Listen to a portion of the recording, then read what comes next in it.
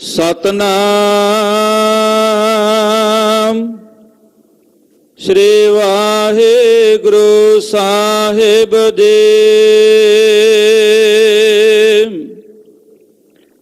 ਖਾਨ ਖਾਏ ਲਸ਼ਕਰ ਪਰੇ, ਕਰੈ ਸਾਰ ਕਾ ਮੇਲ।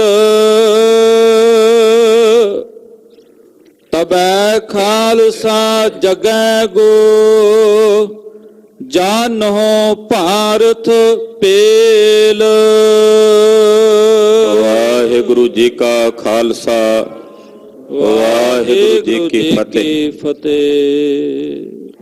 ਜੁਗੋ ਜੁਗ ਅਟਲ ਸਤਿਗੁਰੂ ਸ੍ਰੀ ਗੁਰੂ ਗ੍ਰੰਥ ਸਾਹਿਬ ਜੀ ਦੀ ਪਾਵਨ ਪਵਿੱਤਰ ਹਜ਼ੂਰੀ 'ਚ ਨਤਮਸਤਕ ਹੋ ਬੈਠੀ ਗੁਰੂ ਸਵਰੂਪ ਗੁਰੂ ਖਾਲਸਾ ਸਾਧ ਸੰਗਤ ਜੀਓ। ਤਿਲਕ ਤੇ ਜੰਜੂ ਦੇ ਰਾਖੇ ਸਤਿਗੁਰੂ ਸ੍ਰੀ ਗੁਰੂ ਤੇਗ ਬਹਾਦਰ ਸਾਹਿਬ ਜੀ ਨੌਵੇਂ ਪਾਤਸ਼ਾਹ, ਰਿੱਧੀਆਂ ਸਿੱਧੀਆਂ ਦੇ ਦਾਤੇ ਸਤਿਗੁਰਾਂ ਦੇ ਪਾਵਨ ਪਵਿੱਤਰ ਸਥਾਨ ਤੇ ਹਾਜ਼ਰੀਆਂ ਭਰ ਕੇ ਸਾਹਿਬੇ ਕਮਾਲ ਪੰਥ ਦੇ ਵਾਲੀ, ਚਿੱਟਿਆਂ ਬਾਜਾਂ ਵਾਲੇ ਸ਼ਮਸ਼ੇਰੇ ਬਹਾਦਰ ਦੇ ਗੁਰ ਤੇਗ ਕੇ ਧਨੀ, ਰਹਿਮਤਾਂ ਦੇ ਸਾਈਂ, ਸਾਡੇ ਵਰਗੇ ਅਨਾਥਾਂ ਦੇ ਨਾਥ, ਜਗਤ ਸਾਈਂ ਸਤਿਗੁਰੂ ਸ੍ਰੀ ਗੁਰੂ ਗੋਬਿੰਦ ਸਿੰਘ ਸਾਹਿਬ ਜੀ ਮਹਾਰਾਜ ਜੀ ਦੇ ਪਵਿੱਤਰ ਇਤਿਹਾਸ ਦੀ ਚੱਲ ਰਹੀ ਲੜੀਵਾਰ ਕਥਾ ਬਹੁਤ ਹੀ ਅਦਬ ਸਤਿਕਾਰ ਸ਼ਰਧਾ ਸਹਿਤ ਆਪ ਜੀ ਸਰਵਣ ਕਰ ਰਹੇ ਹੋ। ਭਾਈ ਸ਼ਾਮ ਸਿੰਘ ਨੇ ਸਤਿਗੁਰੂ ਕਲਗੀਧਰ ਜੀ ਦੇ ਚਰਨਾਂ 'ਚ ਬੇਨਤੀ ਕੀਤੀ, ਮਹਾਰਾਜ ਆਪ ਜੀ ਕਹਿੰਦੇ ਖਾਲਸੇ ਦਾ ਰਾਜ ਹੋਵੇਗਾ। ਮੇਰੇ ਮਨ 'ਚ ਸੰਦੇਹ ਆਉਂਦਾ ਹੈ ਕਿ ਹਿੰਦੂਆਂ ਤੇ ਮੁਸਲਮਾਨਾਂ ਦੀ ਬਹੁਤਾਤ ਗਿਣਤੀ ਹੈ। ਮੁਸਲਮਾਨਾਂ ਦਾ ਇਸ ਵੇਲੇ ਰਾਜ ਹੈ, ਉਹਨਾਂ ਦਾ ਨਿਸ਼ਾਨ ਝੂਲਦਾ ਹੈ। ਮਹਾਰਾਜ ਆਪ ਜੀ ਦਾ ਖਾਲਸਾ ਗਿਣਤੀ ਵਿੱਚ ਬਿਲਕੁਲ ਥੋੜਾ ਹੈ। ਖਾਲਸੇ ਦਾ ਰਾਜ ਕਿਵੇਂ ਹੋਵੇਗਾ, ਇਹ ਮੇਰੇ ਮਨ 'ਚ ਸਵਾਲ ਆਉਂਦਾ ਹੈ। ਭਾਈ ਸ਼ਾਮ ਸਿੰਘ ਜੀ ਦੀ ਬੇਨਤੀ ਸੁਣ ਕੇ ਕਲਗੀਧਰ ਜੀ ਨੇ ਬਚਨ ਕੀਤਾ, ਮੇਰਾ ਖਾਲਸਾ ਸਭ ਤੇ ਬਲੀ ਹੋਵੇਗਾ। ਖਾਲਸੇ ਪਦ ਦੇ ਅਰਥ ਕਲਗੀਧਰ ਪਾਤਸ਼ਾਹ ਜੀ ਨੇ ਕੀਤੇ ਹਨ। ਖਾਏਗੋ ਖਰਚ ਲੇਗੋ ਲਾਲ, ਕਰੈਗੋ ਜੁੱਧ ਮਾਹੇ, ਲੜੈਗੋ ਜੁੱਧ ਮਾਹੇ, ਕਰੈਗੋ ਨਿਹਾਲ। ਖਾਰੀ ਲੱਗ ਲక్ష్ਮੀ ਸਿਮਟੀ, ਇਹ ਬਚਨ ਮਹਾਰਾਜ ਸੱਚੇ ਪਾਤਸ਼ਾਹ ਜੀ ਨੇ ਕੀਤੇ ਨੇ। ਖੜੇ ਲੜੇ ਸੰਗਰਾਮ, ਇਹ ਅਰਥ ਖਾਲਸੇ ਪਦ ਦੇ ਆਪਾਂ ਕੱਲ ਦੀ ਕਥਾ 'ਚ ਵਿਚਾਰੇ ਨੇ। ਖਾਲਸੇ ਪਦ ਦੀ ਹੋਰ ਵਿਚਾਰ ਮਹਾਰਾਜ ਕਲਗੀਧਰ ਸੁਆਮੀ ਜੀ ਦੱਸ ਰਹੇ ਨੇ। ਆਓ ਆਪਣੀਆਂ ਮਨ ਬਿਰਤੀਆਂ ਨੂੰ ਕਲਗੀਧਰ ਜੀ ਦੇ ਪਵਿੱਤਰ ਚਰਨਾਂ ਕਮਲਾਂ ਨਾਲ ਜੋੜੀਏ, ਇਕਾਗਰਤਾ ਬਣਾਈਏ ਤੇ ਆਖੀਏ ਜੀ ਸਤਨਾਮ ਸ੍ਰੀ ਵਾਹਿਗੁਰੂ ਸਾਹਿਬ ਜੀ। ਸਤਨਾਮ ਸ੍ਰੀ ਵਾਹਿਗੁਰੂ ਸਾਹਿਬ ਜੀ। ਖਾਨ ਖਾਏ ਲਸ਼ਕਰ ਪਰੇ, ਕਰੈ ਸਾਰ ਕਾ ਮੇਲ। ਖਾਲਸੇ ਦੇ ਫਿਰ ਅਰਥ ਕਰਨ ਲੱਗੇ ਨੇ ਸਤਿਗੁਰੂ। ਖਾਨ, ਖਾਲਸੇ ਦਾ ਪਹਿਲਾ ਅੱਖਰ ਖੱਖਾ। ਖਾਨ ਖਾਏ, ਖਾਏ ਦਾ ਜਿਹੜਾ ਪਹਿਲਾ ਅਰਥ ਹੈ ਨਾ ਖਾਏ ਦਾ ਖੱਖਾ ਅੱਖਰ, ਇਹ ਖਾਲਸੇ ਦੇ ਪਹਿਲੇ ਅੱਖਰ ਦਾ ਵਿਸਥਾਰ ਹੈ। ਆ ਜਿਹੜੇ ਵੱਡੇ ਵੱਡੇ ਖਾਨ ਨੇ ਇਸ ਵੇਲੇ ਆਪਣੇ ਆਪ ਨੂੰ ਬਾਦਸ਼ਾਹ ਸਦਾਉਣ ਵਾਲੇ, ਇਹਨਾਂ ਖਾਨਾਂ ਨੂੰ ਮੇਰਾ ਖਾਲਸਾ ਖਾ ਜਾਏਗਾ, ਯਾਨੀ ਕਿ ਖਤਮ ਕਰ ਦੇਗਾ। ਇਹਨਾਂ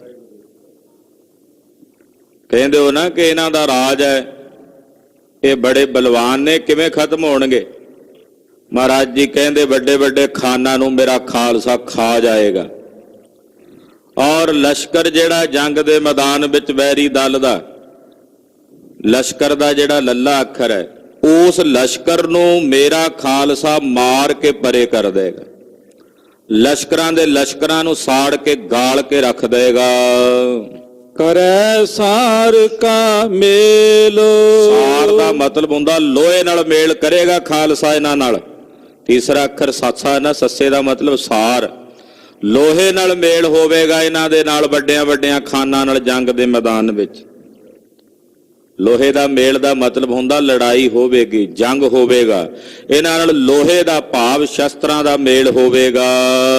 ਤਬੈ ਖਾਲਸਾ ਜਗੈ ਗੋ, ਉਸ ਵੇਲੇ ਸਾਡਾ ਖਾਲਸਾ ਜਗੈਗਾ, ਮਤਲਬ ਜਾਗਰਤ ਹੋਵੇਗਾ, ਭਾਵ ਬਲਵਾਨ ਹੋਵੇਗਾ। ਜਾਨੋ ਭਾਰਤ ਪੇਲ, ਇਹੋ ਜਿਹੇ ਮਲੇਛਾਂ ਨਾਲ ਖਾਲਸੇ ਦਾ ਜੰਗ ਹੋਵੇਗਾ। ਤੇ ਜਦੋਂ ਜੰਗ ਹੋਵੇਗਾ ਤੋ ਸਮਝ ਲੈਣਾ ਮਾਨੋ ਜਿਵੇਂ ਹਿੰਦੁਸਤਾਨ ਦੀ ਧਰਤੀ ਤੇ ਦੂਸਰਾ ਮਹਾਭਾਰਤ ਦਾ ਜੰਗ ਹੋਣ ਲੱਗਾ। ਇਹੋ ਜਿਹਾ ਭਿਆਨਕ ਘਮਾਸਾਨ ਜੰਗ ਹੋਵੇਗਾ। ਖੰ ਜੋਗੀ ਲੰਗ ਭੋਗ ਮਹਿ, ਮਹਾਰਾਜ ਜੀ ਖਾਲਸੇ ਦੇ ਹੁਣ ਹੋਰ ਜਿਹੜੇ ਅਰਥ ਨੇ ਉਹ ਵੀ ਦੱਸਦੇ ਨੇ। ਖੰਗ, ਖੱਖੇ ਤੋਂ ਖੰਗ, ਖੰਗ ਦਾ ਮਤਲਬ ਹੁੰਦਾ ਆਕਾਸ਼। ਆਕਾਸ਼ ਜਿਵੇਂ ਨਿਰਖੋਭ ਹੁੰਦਾ ਨਾ, ਨਿਰਲੇਪ। ਆਕਾਸ਼ ਵੱਲ ਤੁਸੀਂ ਸ਼ਸਤਰ ਚਲਾਓ, ਆਕਾਸ਼ ਨੂੰ ਕੱਟ ਨਹੀਂ ਸਕਦੇ। ਆਕਾਸ਼ ਵੱਲ ਥੁੱਕੋ ਤੇ ਆਕਾਸ਼ ਨੂੰ ਮਲਨ ਨਹੀਂ ਕਰ ਸਕਦੇ।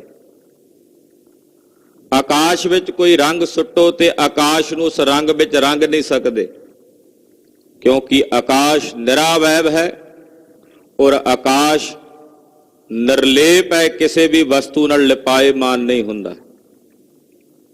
ਜੇ ਪਾਣੀ ਦੇ ਘੜੇ ਦੇ ਵਿੱਚ ਆਕਾਸ਼ ਹੈ ਤੇ ਉਹ ਆਕਾਸ਼ ਪਾਣੀ ਦੇ ਘੜੇ 'ਚ ਭਿੱਜ ਨਹੀਂ ਜਾਂਦਾ। ਘੜਾ ਤੋੜੋ, ਫਿਰ ਉਸੇ ਤਰ੍ਹਾਂ ਆਕਾਸ਼ ਨਿਰਲੇਪ ਹੋ ਕੇ ਮਹਾਕਾਸ਼ ਵਿੱਚ ਵਿਲੀਨ ਹੋ ਜਾਂਦਾ। ਖਾਲਸੇ ਦਾ ਜਿਹੜਾ ਪਹਿਲਾ ਅੱਖਰ ਹੈ ਉਹ ਦੱਸਦਾ ਹੈ ਕਿ ਖਾਲਸਾ ਜੋਗੀ ਵੀ ਹੈ, ਯਾਨੀ ਕਿ ਸੰਸਾਰ ਦੇ ਵਿੱਚ ਰਹਿੰਦਾ ਹੋਇਆ ਵੀ ਸੰਸਾਰ ਤੋਂ ਨਿਰਲੇਪ ਹੈ। ਖੰਗ ਜੋਗੀ, ਯੋਗ ਦੇ ਯੋਗੀ ਵੀ ਹੈ ਖਾਲਸਾ, ਜੁੜਿਆ ਹੋਇਆ। ਯੋਗੀ ਕਹਿੰਦੇ ਨੇ ਜੁੜੇ ਹੋਏ ਨੂੰ। ਇਹ ਪਹਿਲਾਂ ਆਪਣੇ ਨਿਤਨੇਮ ਨਾਲ, ਬਾਣੀ ਨਾਲ, ਗੁਰੂ ਨਾਲ ਜੁੜਿਆ ਹੋਇਆ ਔਰ ਨਿਰਲੇਪ ਹੈ। ਇਹ ਕਿਸੇ ਵਸਤੂ ਵਿੱਚ ਲਿਪਾਏਮਾਨ ਨਹੀਂ ਹੁੰਦਾ। ਖਾਲਸਾ ਨਿਰਲੇਪ ਵੀ ਹੈ, ਸੰਸਾਰ ਵਿੱਚ ਰਹਿੰਦਾ ਹੋਇਆ ਵੀ ਸੰਸਾਰ ਤੋਂ ਨਿਰਲੇਪ ਹੈ। ਖਾਲਸੇ ਦੀ ਪਰਿਭਾਸ਼ਾ ਦਾਸ ਨੇ ਮੰਗਲਾ ਚਰਨ 'ਚ ਪੜ੍ਹੀ ਹੈ। ਆਤਮ ਰਸ ਜੋ ਜਾਣਹੀ ਸੋ ਹੈ ਖਾਲਸ ਦੇਵ, ਪ੍ਰਭ ਮੈਂ ਮੋਹ ਮੈਂ ਤਾਸ ਮੈਂ ਰੰਚਕ ਨਾਹਨ ਭੇਵ। ਜਿਹੜਾ ਆਤਮਾ ਦੇ ਰਸ ਨੂੰ ਜਾਣ ਲਵੇ ਕਿ ਮੇਰਾ ਨਿਜ ਸਰੂਪ ਕੀ ਹੈ, ਆਤਮਾ ਦੇ ਰਸ ਨੂੰ ਜਾਣਨ ਵਾਲਾ ਖਾਲਸਾ ਹੈ। ਔਰ ਕਲਗੀਧਰ ਕਹਿੰਦੇ ਜਿਹੜਾ ਆਤਮਾ ਦੇ ਰਸ ਨੂੰ ਜਾਣ ਲਵੇ, ਉਹਦੇ ਵਿੱਚ, ਰੱਬ ਵਿੱਚ ਔਰ ਮੇਰੇ ਵਿੱਚ, ਤਿੰਨਾਂ 'ਚ ਕੋਈ ਭੇਦ ਨਹੀਂ ਰਹਿ ਜਾਂਦਾ। ਖਾਲਸੇ ਵਿੱਚ, ਮੇਰੇ ਵਿੱਚ ਔਰ ਰੱਬ ਵਿੱਚ ਕੋਈ ਭੇਦ ਨਹੀਂ ਹੈ। ਜਿਹੜਾ ਆਤਮਾ ਦੇ ਰਸ ਨੂੰ ਜਾਣ ਲਵੇ, ਆਤਮ ਰਸ ਨੂੰ ਜਾਣ ਲਵੇ ਤਾਂ ਫਿਰ ਉਹ ਰੱਬ ਰੂਪ ਹੀ ਹੋ ਜਾਂਦਾ। ਤੋਹੀ ਮੋਹੀ ਮੋਹੀ ਤੋਹੀ ਅੰਤਰ ਕੈਸਾ, ਕਨਕ ਕਟਕ ਜਲ ਤਰੰਗ ਜੈਸਾ। ਕਹਿੰਦੇ ਹੇ ਵਾਹਿਗੁਰੂ, ਤੇਰੇ ਵਿੱਚ ਤੇ ਮੇਰੇ 'ਚ ਕੋਈ ਭੇਦ ਨਹੀਂ ਰਿਹਾ। ਜਦੋਂ ਉਸ ਆਤਮ ਰਸ ਨੂੰ ਖਾਲਸਾ ਜਾਣ ਲਵੇ ਤੇ ਫਿਰ ਉਹ ਖਾਲਸਾ ਪਰਮੇਸ਼ਰ ਦਾ ਹੀ ਸਰੂਪ ਹੈ। ਤੇ ਕਿਸੇ ਨੇ ਪੁੱਛਿਆ ਜੇ ਖਾਲਸਾ ਜੋਗੀ ਆ ਤੇ ਫਿਰ ਰਾਜ ਦਾ ਸੰਕਲਪ ਕਿਉਂ ਕਰਦਾ? ਕਿਉਂ ਕੱਢਦੇ ਨੇ ਰੋਜ਼? ਰਾਜ ਕਰੇਗਾ ਖਾਲਸਾ ਕੀ ਰਹਿ ਨਾ ਕੋਏ। ਜੇ ਖਾਲਸਾ ਯੋਗੀ ਹੈ, ਖਾਲਸਾ ਨਿਰਲੇਪ ਹੈ, ਫਿਰ ਇਹ ਰਾਜ ਕਰਨ ਦੀ ਇੱਛਾ ਕਿਉਂ ਰੱਖਦੇ ਨੇ? ਤੇ ਗੁਰਦੇਵ ਨੇ ਫਿਰ ਲੱਲੇ ਅੱਖਰ ਨੂੰ ਨਾਲ ਜੋੜਿਆ, ਆਖਿਆ ਲੰਗ ਭੋਗ ਹੈ। ਕਹਿਣ ਤੋਂ ਭਾਵ ਜਿੱਥੇ ਖਾਲਸਾ ਨਿਰਲੇਪ ਹੈ, ਨਿਰਖੋਭ ਹੈ, ਯੋਗੀਆਂ ਦੇ ਸਮਾਨ ਜੁੜਿਆ ਹੋਇਆ, ਇਸੇ ਤਰ੍ਹਾਂ ਮੇਰਾ ਖਾਲਸਾ ਰਾਜ ਕਰਨ ਦਾ ਸੰਕਲਪ ਵੀ ਰੱਖਦਾ, ਯਾਨੀ ਕਿ ਸੰਸਾਰ ਦੇ ਭੋਗਾਂ ਵਿੱਚ ਰਹਿ ਕੇ ਵੀ ਯੋਗੀ ਹੈ। ਐਸਾ ਨਹੀਂ ਕਿ ਰਾਜ ਕਰਨ ਦਾ ਸੰਕਲਪ ਨਹੀਂ ਰੱਖਦਾ, ਖਾਲਸੇ ਵਿੱਚ ਰਾਜ ਕਰਨ ਦਾ ਸੰਕਲਪ ਵੀ ਹੈ। ਖਾਲਸਾ ਰਾਜ ਕਰੇਗਾ, ਖਾਲਸੇ ਦਾ ਰਾਜ ਕਰਨ ਦਾ ਸੰਕਲਪ ਉਹਦੇ ਹਿਰਦੇ ਵਿੱਚ ਹੈ ਔਰ ਕੀਤਾ ਵੀ ਹੈ। ਸ਼ੇਰੇ ਪੰਜਾਬ ਮਹਾਰਾਜਾ ਰਣਜੀਤ ਸਿੰਘ ਦਾ ਰਾਜ ਕਾਇਮ ਹੋਣ ਤਾਈਂ ਦਿਨ ਰਾਤ ਇੱਕ ਕਰਕੇ ਖਾਲਸੇ ਨੇ ਆਪਣਾ ਪੂਰਾ ਤਾਣ ਲਾਇਆ, ਸ਼ਹੀਦੀਆਂ ਹੋਈਆਂ ਨੇ। ਔਰ ਉਹ ਰਾਜ ਇਸ ਕਰਕੇ ਨਹੀਂ ਸੀ ਕੀਤਾ ਕਿ ਇਸ ਰਾਜ ਦੇ ਵਿੱਚ ਅਸੀਂ ਤਖਤਾਂ ਤੇ ਬਹਿ ਕੇ ਲੋਕਾਂ ਤੇ ਜ਼ੁਲਮ ਕਰਨੇ ਨੇ। ਉਹ ਰਾਜ ਇਸ ਕਰਕੇ ਇੱਕ ਸੰਕਲਪ ਕੀਤਾ ਸੀ ਕਿ ਇਹੋ ਜਿਹਾ ਹਲੇਮੀ ਰਾਜ ਕਾਇਮ ਕਰਨਾ ਹੈ ਜਿਸ ਹਲੇਮੀ ਰਾਜ ਦੇ ਵਿੱਚ ਹਰ ਇੱਕ ਦੀ ਪੁਕਾਰ ਸੁਣੀ ਜਾਏਗੀ, ਹਰ ਇੱਕ ਦੁਖੀ ਦਰਦਮੰਦ ਦੀ ਪੁਕਾਰ ਸੁਣ ਕੇ ਉਹਦਾ ਦੁੱਖ ਦੂਰ ਕੀਤਾ ਜਾਏਗਾ। ਹਲੇਮੀ ਰਾਜ ਕਰਨ ਦਾ ਸੰਕਲਪ ਸੀ ਖਾਲਸੇ ਦੇ ਅੰਦਰ। ਇਸ ਕਰਕੇ ਮਹਾਰਾਜ ਜੀ ਕਹਿੰਦੇ ਲੱਲਾ ਅੱਖਰ ਜਿਹੜਾ ਨਾ ਖਾਲਸੇ ਪਦ ਵਿੱਚ ਲੱਲਾ, ਉਹ ਰਾਜ ਕਰਨ ਦਾ ਸੰਕਲਪ ਰੱਖਦਾ ਹੈ। ਸਾਰ ਸੰਗ੍ਰਹਣੇ ਮਾਂਜ। ਤੀਸਰਾ ਅੱਖਰ ਹੈ ਸਾਰ, ਸੱਸਾ ਸਕਾਰ। ਇਹਦਾ ਮਤਲਬ ਹੁੰਦਾ ਲੋਹੇ ਦਾ ਧਾਰਨੀ, ਸਰਬਲੋਹ ਦਾ ਧਾਰਨੀ ਹੈ। ਖਾਲਸਾ ਸਰਬਲੋਹ ਦਾ ਧਾਰਨੀ ਹੈ, ਸ਼ਸਤਰਾਂ ਦਾ ਧਾਰਨੀ ਹੈ। ਇੱਕ ਵਿਦਵਾਨ ਬੜਾ ਸੋਹਣਾ ਲਿਖਦਾ ਹੈ, ਕਹਿੰਦਾ ਹੈ ਕਲਗੀਧਰ ਜੀ, ਤੁਸੀਂ ਜਿਹੜਾ ਖਾਲਸਾ ਸਾਜਿਆ ਇਹ ਖਾਲਸਾ ਸਰਬਲੋਹ ਨਾਲ ਬੜਾ ਪਿਆਰ ਕਰਦਾ। ਸਰਬ ਲੋਹ ਕੇ ਪਿਆਰੇ ਅਰਬ ਖਰਬ ਕੋ ਨਾ ਨੈਕ ਰੀਝੈ।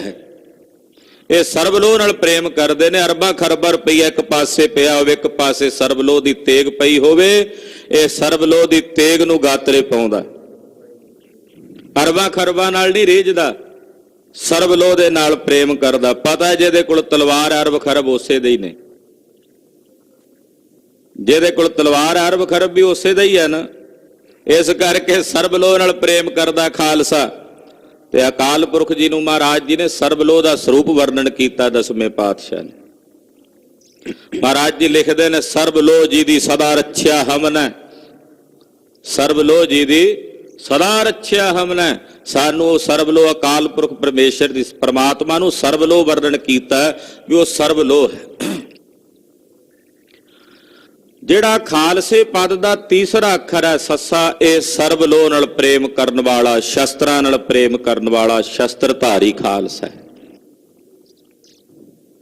ਜਿਹੜਾ ਸਰਬਲੋਹ ਨਾਲ ਪ੍ਰੇਮ ਕਰੇ। ਸਵਾ ਸਵਾ ਮਣ ਲੋਹਾ ਸਿੰਘ ਆਪਣੇ ਸਰੀਰ ਤੇ ਚੁੱਕ ਕੇ ਰੱਖਦੇ। ਹੁਣ ਵੀ ਕਈ ਫੌਜਾਂ ਜੇ ਸਰਬਲੋਹ ਦੇ ਸ਼ਸਤਰ ਸਰੀਰ ਤੇ ਸਜਾਏ ਹੋਣ, ਕਾਮ ਕਰਕੇ ਜਿਨ੍ਹਾਂ ਨੂੰ ਨਹੀਂ ਪਤਾ ਸਾਡਾ ਇਤਿਹਾਸ, ਉਹ ਕਹਿ ਦਿੰਦੇ ਇਹਨਾਂ ਨੂੰ ਪਤਾ ਨਹੀਂ ਕਿਹੜੀ ਸਜ਼ਾ ਮਿਲੀ ਹੋਈ ਹੈ। ਇੰਨਾ ਵਜਨ ਸਰੀਰ ਤੇ ਚੁੱਕੀ ਫਿਰਦੇ ਨੇ, ਢਾਲ ਪਾਈ ਹੋਈ ਹੈ, ਗਲ 'ਚ ਕੜੇ ਪਾਏ ਹੋਏ ਨੇ, ਦੁਮਾਲੇ ਵਿੱਚ ਹੀ 5-7 ਕਿਲੋ ਵਜਨ ਦਾ ਲੋਹਾ ਬੰਨਿਆ ਹੋਇਆ।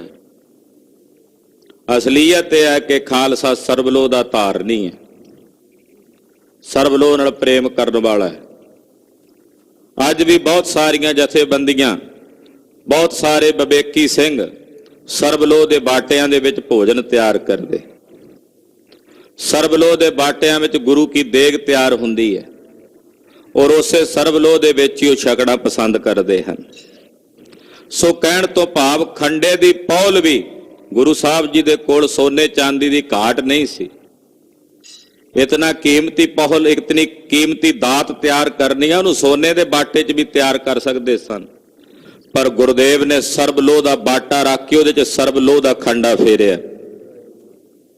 ਇਸ ਕਰਕੇ ਖਾਲਸਾ ਸਾਰ ਦਾ ਮਤਲਬ ਹੁੰਦਾ ਸਰਬਲੋਹ ਨਾਲ ਪ੍ਰੇਮ ਕਰਨ ਵਾਲਾ। ਇਹ ਸਰਬਲੋਹ ਦੀ ਪ੍ਰੀਤ ਕਰਨ ਵਾਲਾ ਹੈ। ਇਹ ਸਰਬਲੋਹ ਦੇ ਸ਼ਸਤਰ ਆਪਣੇ ਗਾਤਰੇ ਧਾਰਨ ਕਰਨ ਵਾਲਾ ਹੈ। ਸਰਬਲੋਹ ਦੇ ਵਿੱਚ ਹੀ ਆਪਣੀ ਪ੍ਰੀਤ ਰੱਖਣੇ ਵਾਲਾ ਹੈ। ਇਸ ਕਰਕੇ ਮਹਾਰਾਜ ਜੀ ਕਹਿੰਦੇ ਤੀਸਰਾ ਅੱਖਰ ਸਾ ਸ਼ਬਦ ਜਿਹੜਾ ਹੈ ਉਹ ਖਾਲਸੇ ਨਾਲ ਜੋੜਿਆ। ਹਾਂਜੀ।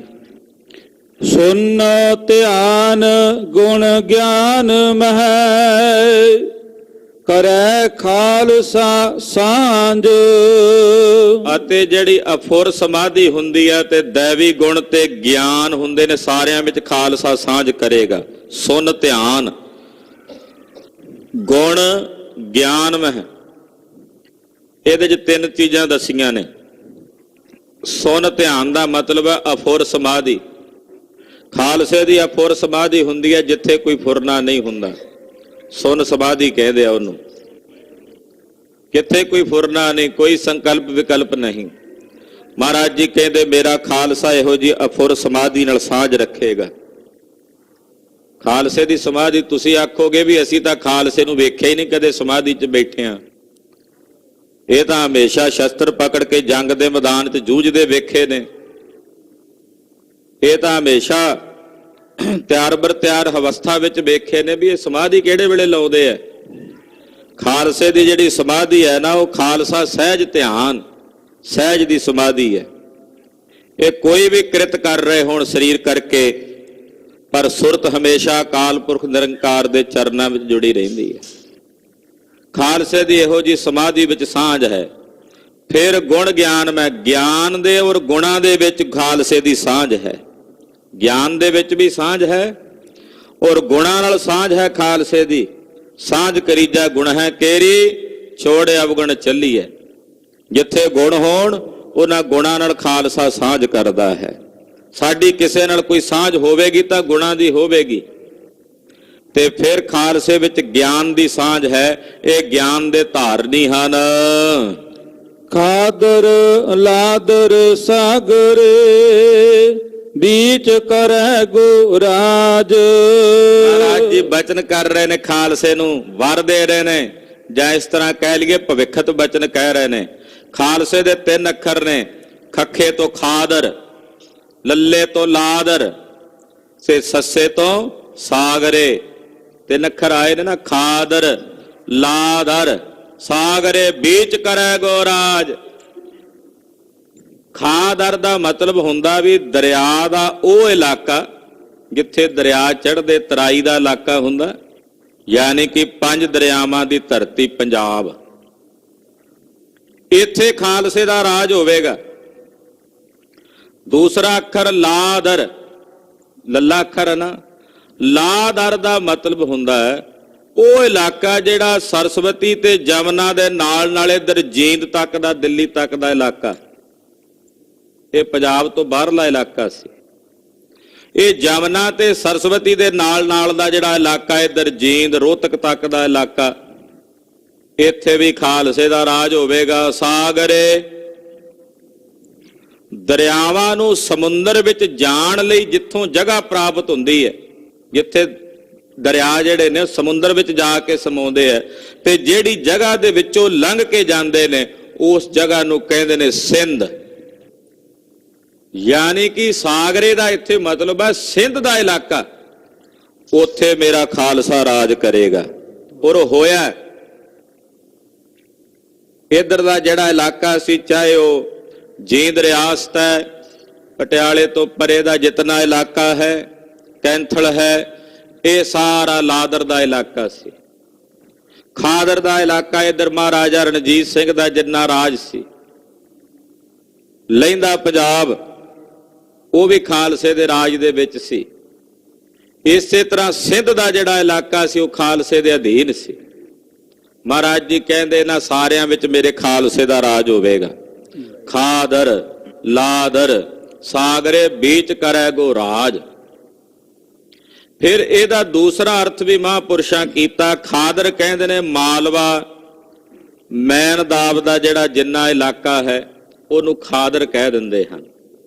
ਤੇ ਸਾਗਰ ਤੱਕ ਦਾ, ਲਾਦਰ ਪੰਜਾਬ ਸਤਲੁਜ ਤੇ ਪਸ਼ਾਵਰ ਤੱਕ ਦਾ ਜਿਹੜਾ ਇਲਾਕਾ ਉਹਨੂੰ ਲਾਦਰ ਕਹਿ ਦਿੰਦੇ ਨੇ।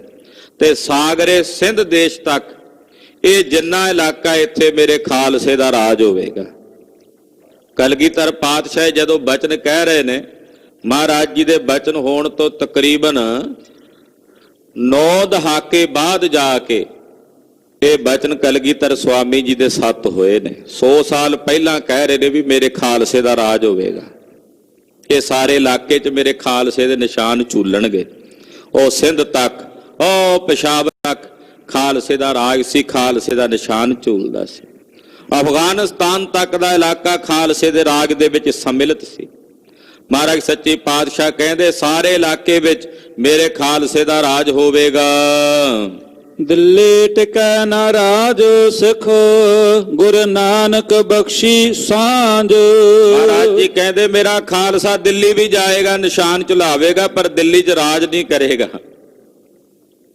ਜਥੇਦਾਰ ਬਘੇਲ ਸਿੰਘ ਜੀ, ਕਰੋੜ ਸਿੰਘੀਆ ਮਿਸਲ ਦੇ ਜਥੇਦਾਰ ਸਰਦਾਰ, ਬੁੱਢੇ ਦਲ ਦੇ ਜਥੇਦਾਰ ਬਾਬਾ ਜੱਸਾ ਸਿੰਘ ਜੀ ਆਲੂਵਾਲੀਆ ਸਾਹਿਬ, ਜੱਸਾ ਸਿੰਘ ਜੀ ਰਾਮਗੜੀਆ ਸਾਹਿਬ, ਇਹ ਜਿੰਨੇ ਸਿੰਘ ਸਨ ਜਾ ਕੇ ਦਿੱਲੀ ਕਾਬਜ ਹੋਏ, ਨਿਸ਼ਾਨ ਝੁਲਾਏ ਲਾਲ ਕਿਲੇ ਦੇ ਉੱਤੇ। ਪਰ ਮਹਾਰਾਜ ਜੀ ਦਾ ਬਚਨ ਹੈ ਇੱਥੇ ਸੋਸਾਖੀ ਦੇ ਵਿੱਚ ਹੋ ਰਿਹਾ ਹੈ, ਕਹਿੰਦੇ ਦਿੱਲੀ ਰਾਜ ਨਹੀਂ ਟਿਕੇਗਾ। ਖਾਲਸਾ ਕਈ ਵਾਰੀ ਜਾ ਕੇ ਦਿੱਲੀ ਜਿੱਤਦਾ ਤੇ ਛੱਡ ਕੇ ਆ ਜਾਂਦਾ। ਦਿੱਲੀ ਦੇ ਤਖਤ ਤੇ ਬਹਿ ਕੇ ਖਾਲਸੇ ਨੇ ਜਾ ਕੇ ਬੈਠਣਾ, ਫਿਰ ਮੁੜ ਕੇ ਛੱਡ ਕੇ ਆ ਜਾਣਾ। ਤੇ ਸਮਰੂ ਬੇਗਮ ਸੀ, ਉਹਦੀ ਸਾਂਝ ਪੈ ਗਈ ਖਾਲਸੇ ਦੇ ਨਾਲ। ਉਹਨੇ ਬੇਨਤੀ ਕੀਤੀ।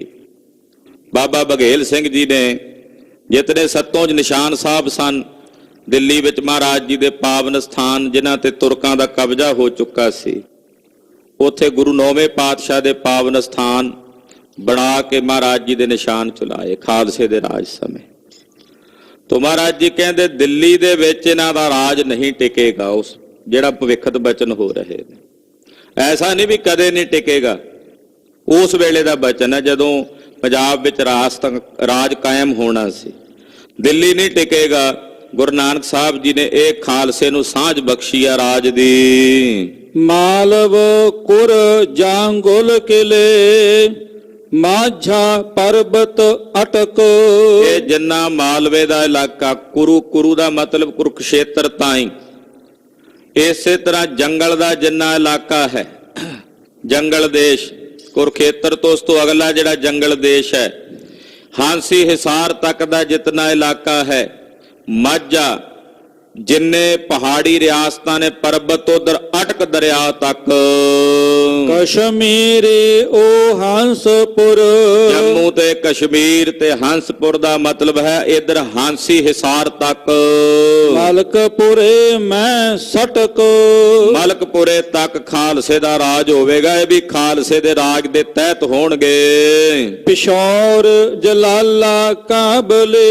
ਪਿਸ਼ਾਵਰ, ਜਲਾਲਾਬਾਦ, ਕਾਬਲ ਤੇ ਕੰਧਾਰ ਤੱਕ ਦਾ ਜਿਹੜਾ ਇਲਾਕਾ ਹੈ, ਲੈ ਵੈਂਗੂ ਜੋ ਕੇਸ। ਇਹ ਰਾਜ ਵੀ ਉਹ ਲੈਣਗੇ ਜਿਨ੍ਹਾਂ ਦੇ ਸਿਰ ਤੇ ਕੇਸ ਹੋਣਗੇ, ਯਾਨੀ ਕਿ ਮੇਰਾ ਖਾਲਸਾ, ਮੇਰਾ ਕੇਸਾ ਧਾਰੀ ਖਾਲਸਾ ਇਹ ਸਾਰੇ ਇਲਾਕਿਆਂ ਤੇ ਰਾਜ ਕਰੇਗਾ।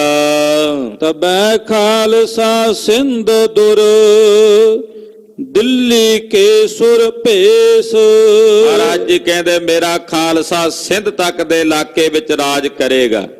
ਤੇ ਜਿਹੜੇ ਆ ਦਿੱਲੀ ਦੇ ਭੇਸ ਵਾਲੇ ਹਨ, ਇਹ ਦਿੱਲੀ ਵਾਲੇ ਵੀ ਖਾਲਸੇ ਦੇ ਤਾਬਿਆਂ ਰਹਿਣਗੇ। ਰੂਪ ਰੰਗ ਸਭ ਚ ਪੈ ਗਏ ਦੀਪ ਸਿੰਘ ਨਵ ਰੰਗ। ਮਹਾਰਾਜ ਜੀ ਕਹਿੰਦੇ ਆ ਜਿਹੜਾ ਨਰੰਗਾ ਤੁਸੀਂ ਕਹਿੰਦੇ ਹੋ ਨਾ ਖਾਲਸਾ ਜੀ ਦਾ ਰਾਜ ਹੈ, ਇਹਨਾਂ ਦਾ ਰੂਪ ਰੰਗ ਛਿਪ ਜਾਣਾ, ਇਹ ਤਾਂ ਲੱਭਣੇ ਨਹੀਂ ਹਨ। ਦੀਪ ਸਿੰਘ ਨਵ ਰੰਗ, ਮੇਰਾ ਖਾਲਸਾ ਜਿਵੇਂ ਦੀਵਾ ਜਗਦਾ ਨਾ, ਏਦਾਂ ਸਿੰਘਾਂ ਦਾ ਦੀਵਾ ਜਗੇਗਾ ਰਾਜ ਦਾ। ਔਰ ਇਹ ਨਵਰੰਗੇ ਵਰਗੇ ਉਸ ਰਾਗ ਦੇ ਦੀਵੇ ਦੇ ਵਿੱਚ ਮੱਧਮ ਪੈ ਜਾਣਗੇ, ਖਤਮ ਹੋ ਜਾਣਗੇ, ਭਾਲਿਆਂ ਨਹੀਂ ਥਿਉਣਗੇ। ਜੋਤੀ ਜੋਤ ਸਮਾਏ ਕਰ ਲੋਹੇ ਛੋਹ ਭੁਜੰਗ। ਮਹਾਰਾਜ ਜੀ ਕਹਿੰਦੇ ਮੇਰਾ ਖਾਲਸਾ ਜੋਤੀ, ਮਹਾਰਾਜ ਜੀ ਕਹਿੰਦੇ ਮੇਰਾ ਖਾਲਸੇ ਦੀ ਜੋਤ ਸਾਰੇ ਜਗਤ ਵਿੱਚ ਪ੍ਰਗਟ ਹੋਵੇਗੀ, ਪਰ ਅਸੀਂ ਪਹਿਲਾਂ ਜੋਤੀ ਜੋਤ ਸਮਾ ਜਾਣਾ। ਕਲਗੀਧਰ ਪਾਤਸ਼ਾਹ ਕਹਿੰਦੇ ਅਸੀਂ ਪਹਿਲੋਂ ਜੋਤੀ ਜੋਤ ਸਮਾ ਜਾਣਾ। ਸਾਡੇ ਜੋਤੀ ਜੋਤ ਸਮਾਉਣ ਤੋਂ ਬਾਅਦ ਦੀਆਂ ਖੇਡਾਂ ਤੁਹਾਨੂੰ ਦੱਸ ਰਹੇ ਹਾਂ। ਪਰ ਮੇਰਾ ਖਾਲਸਾ ਭੁਜੰਗ, ਭੁਜੰਗ ਗਿਆ ਮਹਾਰਾਜ ਜੀ ਨੇ। ਕਹਿੰਦੇ ਮੇਰੇ ਆ ਜਿਹੜੇ ਭੁਜੰਗੀ ਨੇ, ਮੈਂ ਆਪਣੇ ਇਸ ਖਾਲਸੇ ਭੁਜੰਗ ਨੂੰ ਆਪਣੇ ਲੋਹੇ ਦੀ ਛੋਹ ਲਾ ਦਿੱਤੀ ਹੈ। ਲੋਹੇ ਦੀ ਛੋਹ ਕਿਹੜੀ ਲਾਈ? ਖੰਡਾ ਸਰਬਲੋਹ ਦਾ ਸੀ, ਉਹਦੀ ਛੋਹ ਮੈਂ ਇਹਨਾਂ ਨੂੰ ਲਾ ਦਿੱਤੀ ਹੈ, ਪਹੁਲ ਇਹਨਾਂ ਨੂੰ ਪਿਆ ਦਿੱਤੀ ਹੈ। ਉਹ ਛੋਹ ਮੈਂ ਇਹਨਾਂ ਨੂੰ ਲਾ ਦਿੱਤੀ ਹੈ, ਇਹ ਹੁਣ ਆਪਣਾ ਰਾਜ ਕਾਇਮ ਕਰਨਗੇ, ਪਰ ਅਸੀਂ ਜੋਤੀ ਜੋਤ ਸਮਾ ਜਾਣਾ ਪਹਿਲੋਂ। ਇਹ ਕਲਗੀਧਰ ਜੀ ਨੇ ਬਚਨ ਕਹੇ। ਕੋ ਦਿਨ ਖਾਹੇ ਸਹੇ ਲਵਪੁਰ ਔਰ ਕਸ਼ਮੀਰ।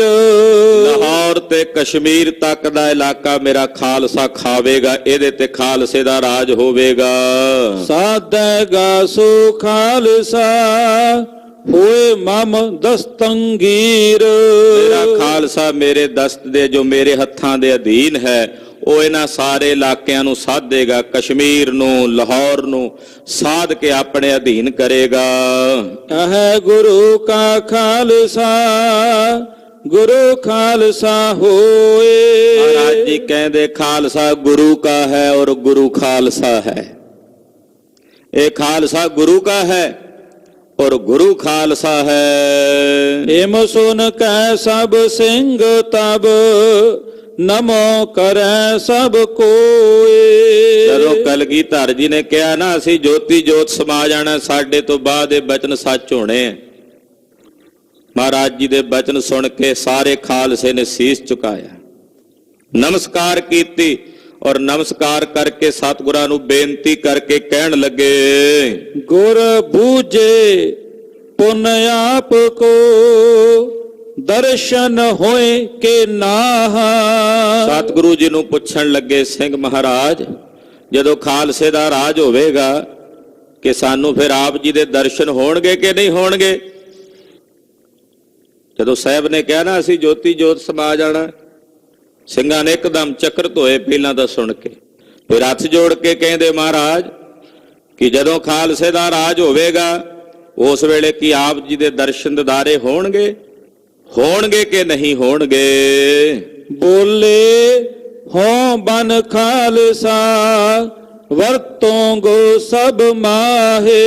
ਮਹਾਰਾਜ ਜੀ ਕਹਿੰਦੇ ਜੋਤੀ ਜੋਤ ਸਮਾ ਕੇ ਅਸੀਂ ਕਿਹੜਾ ਕਿਤੇ ਚੱਲੇ ਆ? ਕਲਗੀਧਰ ਪਾਤਸ਼ਾਹ ਕਹਿੰਦੇ ਮੈਂ ਖਾਲਸਾ ਬਣ ਜਾਵਾਂਗਾ, ਮੈਂ ਖਾਲਸਾ ਬਣ ਜਾਵਾਂਗਾ ਔਰ ਖਾਲਸੇ ਦੇ ਵਿੱਚ ਹੀ ਵਰਤਾਂਗਾ, ਖਾਲਸੇ ਦੇ ਵਿੱਚ ਹੀ ਰਹਾਂਗਾ, ਮੈਂ ਖਾਲਸੇ ਚੋਂ ਕਦੇ ਬਾਹਰ ਨਹੀਂ ਜਾਵਾਂਗਾ। ਸਤਿ ਸ੍ਰੀ ਅਕਾਲ। ਜਿਵੇਂ ਕਿਹਾ ਸੀ ਨਾ ਰਵਿੰਦਰਨਾਥ ਟੈਗੋਰ ਨੇ, ਕਹਿੰਦੇ ਰਾਮ ਆਏ ਚਲੇ ਗਏ, ਕ੍ਰਿਸ਼ਨ ਆਏ ਚਲੇ ਗਏ, ਹਜ਼ਰਤ ਮੁਹੰਮਦ ਸਾਹਿਬ ਆਏ ਚਲੇ ਗਏ, ਪਰ ਗੁਰੂ ਰਾਮਦਾਸ ਸਾਹਿਬ ਆਏ ਸੱਚਖੰਡ ਸ੍ਰੀ ਹਰਿਮੰਦਰ ਸਾਹਿਬ, ਉਹ ਸदैवी ਕਾਲ ਲਈ ਕੀਰਤਨ ਦੇ ਰੂਪ 'ਚ ਇੱਥੇ ਹੀ ਬਿਰਾਜਮਾਨ ਹੋ ਗਏ। ਇਸੇ ਤਰ੍ਹਾਂ ਕਹਿ ਸਕਦੇ ਹਾਂ ਕਲਗੀਆਂ ਵਾਲੇ ਪਾਤਸ਼ਾਹ ਆਏ ਔਰ ਸदैवी ਤੌਰ ਤੇ ਆਪਣੇ ਖਾਲਸੇ ਪੰਥ ਵਿੱਚ ਪ੍ਰਵੇਸ਼ ਕਰਕੇ ਜੁਗੋ ਜੁਗ ਅਟਲ ਹੋ ਗਏ। ਖਾਲਸੇ ਵਿੱਚ ਮਹਾਰਾਜ ਜੀ ਪ੍ਰਵੇਸ਼ ਕਰਦੇ ਆ। ਮਹਾਰਾਜ ਜੀ ਕਹਿੰਦੇ ਮੈਂ ਖਾਲਸੇ ਵਿੱਚ ਹੀ ਵਸਣਾ, ਮੈਂ ਕਿੱਥੇ ਜਾਣਾ? ਮੈਂ ਖਾਲਸੇ ਵਿੱਚ ਹੀ ਵਰਤਾਂਗਾ, ਮੈਂ ਖਾਲਸਾ ਹੀ ਬਣ ਜਾਣਾ ਹੈ, ਖਾਲਸੇ ਵਿੱਚ ਹੀ ਰਹਾਂਗਾ। ਕਾਰੇ ਲਗ ਲక్ష్ਮੀ ਜਹਾਂ ਤੁਕਾ ਲਿਖੀ ਬਣਾਏ। ਮੈਂ ਖਾਲਸੇ ਵਿੱਚ ਵਰਤ ਕੇ ਖਾਲਸੇ ਦਾ ਰੂਪ ਹੋ ਜਾਵਾਂਗਾ। ਖਾਲਸਾ ਮੇਰਾ ਰੂਪ ਹੈ ਖਾਸ, ਖਾਲਸੇ ਮੈਂ ਹੋ ਕਰੋ ਨਿਵਾਸ, ਮੈਂ ਖਾਲਸੇ ਵਿੱਚ ਹੀ ਨਿਵਾਸ ਕਰਨਾ। ਖਾਲਸਾ ਮੋਹ ਮੈਂ, ਇਹ ਚਮਕੌਰ ਦੀ ਗੜੀ 'ਚ ਮਹਾਰਾਜ ਜੀ ਨੇ ਬਚਨ ਕਹੇ ਸਨ ਜਦੋਂ ਪੰਜਾਂ ਨੂੰ ਮਹਾਰਾਜ ਜੀ ਨੇ ਕਲਗੀ ਦਿੱਤੀ, ਨਮਸਕਾਰ ਕੀਤੀ ਤੇ ਆਖਿਆ ਸੀ ਖਾਲਸਾ ਮੋਹ ਮੈਂ ਖਾਲਸੇ ਮੈਂ, ਖਾਲਸਾ ਮੋਹ ਮੈਂ ਖਾਲਸੇ ਮੈਂ। ਖਾਲਸਾ ਮੇਰੇ ਵਿੱਚ ਆ, ਮੈਂ ਖਾਲਸੇ ਵਿੱਚ ਹਾਂ, ਮੈਂ ਖਾਲਸੇ ਵਿੱਚ ਆ, ਖਾਲਸਾ ਮੇਰੇ ਵਿੱਚ ਹੈ, ਮੈਂ ਖਾਲਸੇ ਤੋਂ ਵੱਖਰਾ ਨਹੀਂ ਹਾਂ। ਕਲਗੀਆਂ ਵਾਲੇ ਪਾਤਸ਼ਾਹ ਵਾਕਈ ਆਪਣੇ ਖਾਲਸੇ ਦੇ ਵਿੱਚ ਵਰਤਦੇ ਹਨ, ਆਪਣੇ ਪੰਥ ਵਿੱਚ ਵਰਤਦੇ ਹਨ, ਰਹਿਣੀ ਬਹਿਣੀ ਦੇ ਧਾਰਨੀ ਖਾਲਸੇ ਵਿੱਚ ਵਰਤਦੇ ਹਨ।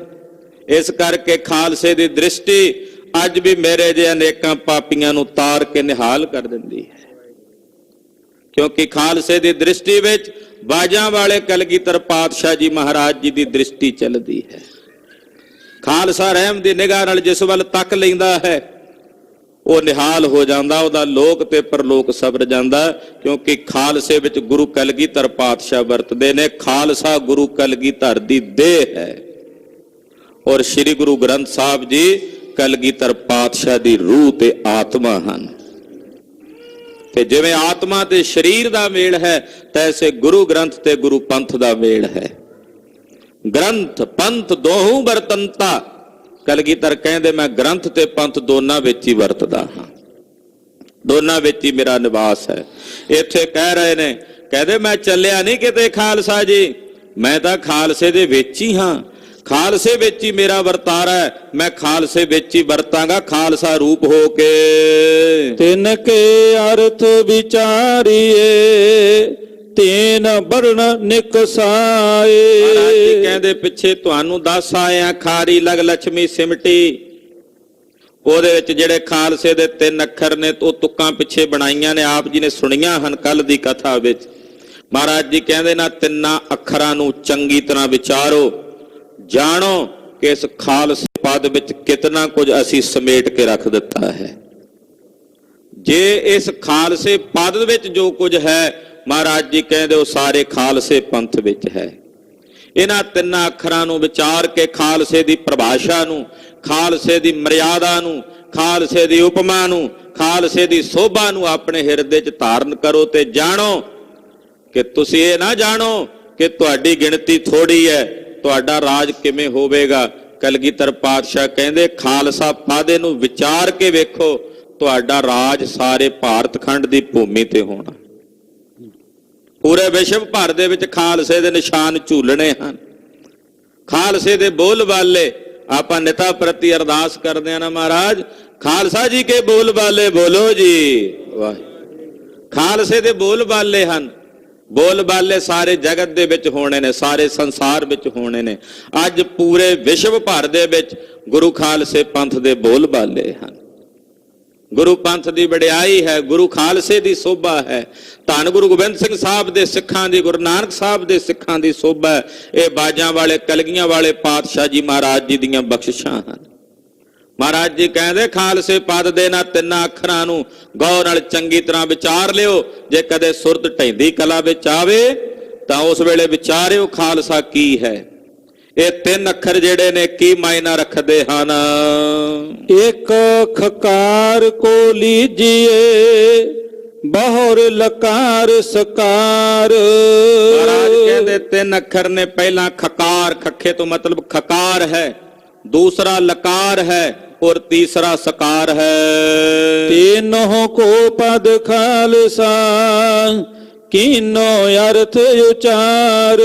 ਤਿੰਨਾਂ ਪਦਾਂ ਨੂੰ ਅੱਖਰਾਂ ਨੂੰ ਜੋੜ ਕੇ ਬਣਾਇਆ ਹੈ ਖਾਲਸਾ। ਇਹਦੇ ਅਰਥਾਂ ਨੂੰ ਚੰਗੀ ਤਰ੍ਹਾਂ ਵਿਚਾਰਿਓ। ਖਾਲਸਾ ਕੀ ਹੈ?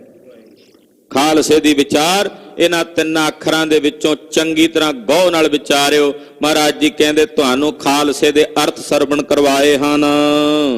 ਚੌਪਏ ਇਮ ਕਹਿ ਤੋਸ਼ਨ ਪਏ ਗੁਸਾਈ। ਇਹ ਕਹਿ ਕੇ ਕਲਗੀਧਰ ਪਾਤਸ਼ਾਹ ਜੀ ਚੁੱਪ ਕਰ ਗਏ ਇੱਕ ਵਾਰ।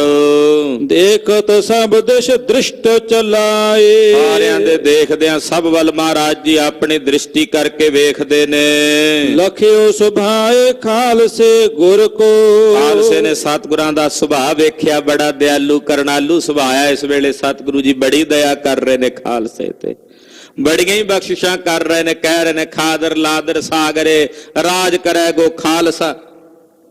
ਵਚਨ ਕਰ ਰਹੇ ਨੇ ਵੀ ਸਾਰੇ ਪਾਸੇ ਮੇਰੇ ਖਾਲਸੇ ਦਾ ਰਾਜ ਹੋਣਾ। ਬੜੀਆਂ ਬਖਸ਼ਿਸ਼ਾਂ ਕਰ ਰਹੇ ਨੇ, ਬੜੀ ਦਿਆਲ ਨੇ। ਤੋ ਕਲਗੀਧਰ ਪਾਤਸ਼ਾਹ ਦਾ ਰੁੱਖ ਵੇਖ ਕੇ ਉਸ ਵੇਲੇ ਖਾਲਸੇ ਨੇ ਬੂਝੋ ਪੁਨ ਜੋ ਸੰਸਾ ਉਰ ਕੋ। ਫਿਰ ਜੋ ਕਿਸੇ ਦੇ ਮਨ 'ਚ ਸੰਸਾ ਸੀ ਸਤਿਗੁਰਾਂ ਨੂੰ ਪੁੱਛਣ ਲੱਗੇ। ਜੋ ਕਿਸੇ ਦੇ ਮਨ ਦਾ ਸਵਾਲ ਸੀ ਉਹ ਸਤਿਗੁਰਾਂ ਨੂੰ ਪੁੱਛਦੇ ਹਨ।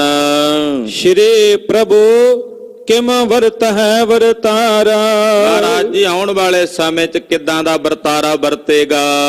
ਕਿਮ ਪਾਣਾ ਹੋਵੇ ਕਰਤਾਰਾ। ਕਰਤਾਰ ਦਾ ਕਿਵੇਂ ਜਿਹਾ ਭਾਣਾ ਵਰਤੇਗਾ ਸੰਸਾਰ ਦੇ ਵਿੱਚ।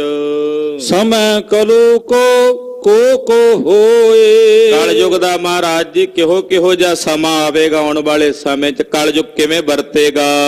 ਵਧਹਿ ਰਾਜ ਨ੍ਰਿਪ ਕਹੀਐ ਸੋਏ। ਮਹਾਰਾਜ ਕਲਯੁਗ ਦੇ ਵਿੱਚ ਆਪ ਜੀ ਦੇ ਖਾਲਸੇ ਦਾ ਰਾਜ ਵੀ ਹੋਣਾ। ਆਪ ਜੀ ਨੇ ਬਚਨ ਕੀਤੇ ਨੇ, ਪਰ ਕਲਯੁਗ ਦਾ ਵੀ ਰਾਜ ਹੈ ਨਾਲ ਨਾਲ। ਤਾਂ ਕਲਯੁਗ ਵੀ ਚੱਲਦਾ।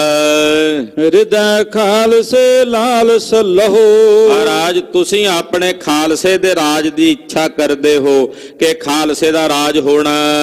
ਭੂਤ ਭਵਿੱਖਤ ਕੀ ਗਤ ਕਹੋ।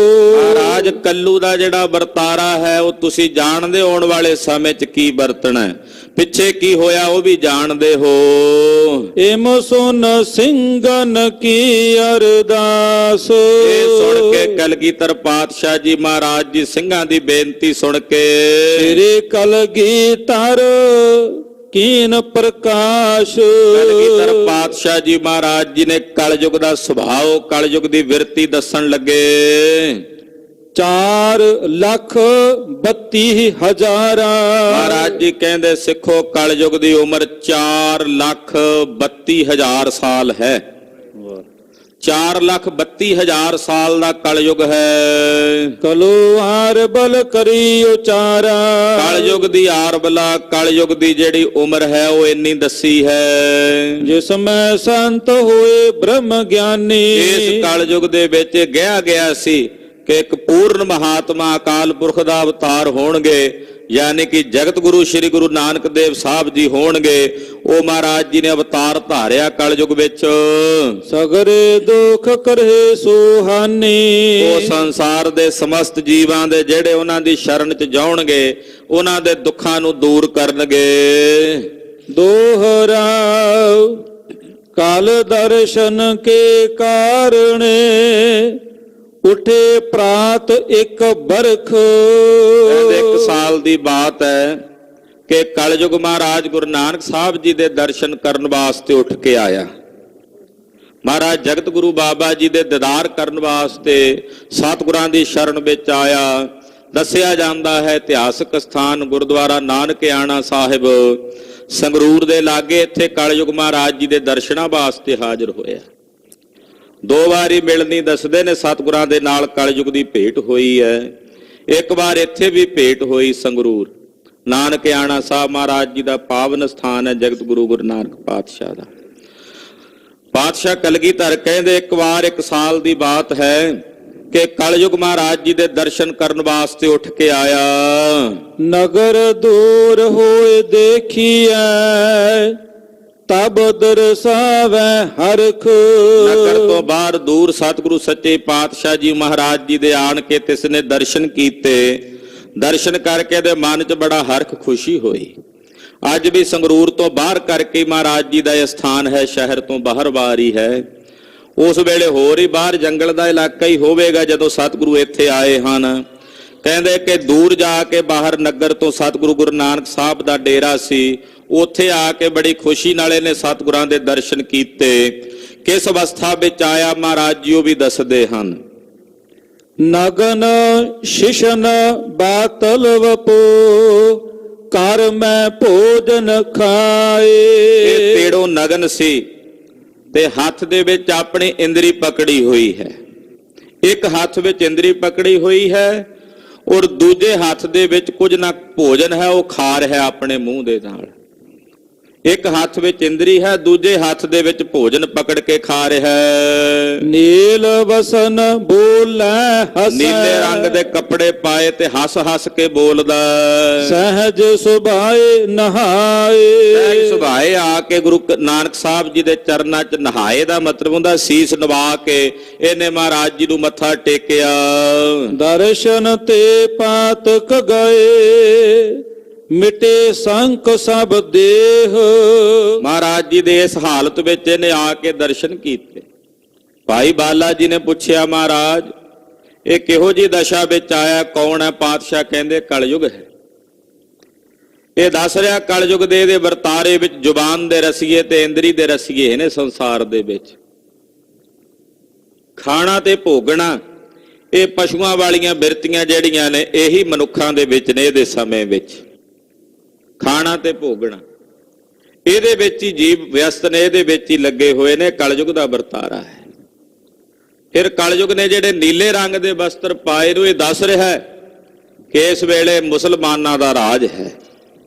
ਇਹਦੇ ਸਮੇਂ 'ਚ ਇਹਦਾ ਰਾਜ ਜਿਹੜਾ ਉਹ ਚੱਲ ਰਿਹਾ ਹੈ। ਜਦੋਂ ਸਤਿਗੁਰਾਂ ਦੇ ਆ ਕੇ ਨੇ ਦਰਸ਼ਨ ਕੀਤੇ, ਕਲਗੀਧਰ ਕਹਿੰਦੇ ਉਹਦੇ ਵੀ ਪਾਤਕ ਹਰੇ ਗਏ। ਇੱਕ ਵਾਰ ਉਹ ਕਲਯੁਗ ਵੀ ਮਹਾਰਾਜ ਜੀ ਦੇ ਦਰਸ਼ਨ ਕਰਕੇ ਇੱਕ ਵਾਰੀ ਆਪਣੇ ਪਾਤਕਾਂ ਤੋਂ ਮੁਕਤ ਹੋ ਗਿਆ। जो बोलै सो वाक उठ चितवत पूरन लेह।